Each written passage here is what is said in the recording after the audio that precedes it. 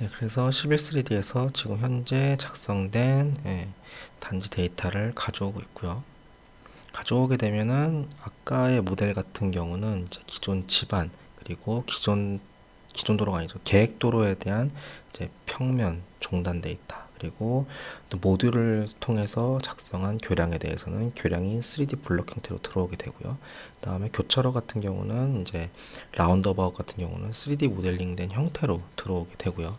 그다음에 전체 이제 어떤 그 부지에 대한 바운더리 그리고 내부 격자에 대한 바운더리 이런 것들이 전부 3D 폴리전 형태로 그 절점별로 가지고 있는 엘리베이션을 그대로 수렴해서 가져오기 때문에 11.3D 내에서 이제 제공하고 있는 어떤 형상선 기능을 활용을 하셔서 이 3D 폴리라인을 형상선으로 변환을 하시고 그 다음에 거기서 바로 지형 생성을 하시게 되면은 실제 이제 인프라옥스에서 작성한 데이터가 11.3D에서 바로 이제 3D 지형 형태로 모델링 지형 형태로 확인을 하실 수가 있고 거기서 추가적으로 나아가서 이제 좀 더 세부적인 검토를 진행을 하시기만 하면 되는 겁니다.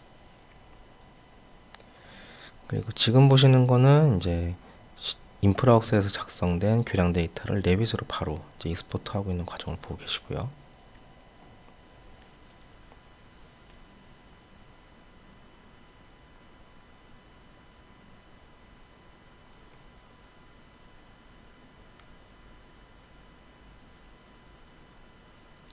레빗이 바로 열리면서 여기서 지금 인프라웍스에서 모델링된 교량 데이터를 바로 가져와서 보실 수가 있게 되는데 이제 단순 형상으로 가져오게 되는 게 아니고요. 지금 보시는 것처럼 만약에 인프라웍스에서 사실 뭐 교량에 저렇게 뭐 가로수가 심거나 이런 경우는 없죠. 어떻게 보면 잘못된 계획이라고 말씀을 드릴 수가 있는데 인프라웍스에서 만약에 잘못해서 가로수를 심었다라고 하면 그 가로수까지 넘어오게 되는 것을 보실 수가 있게 되고요.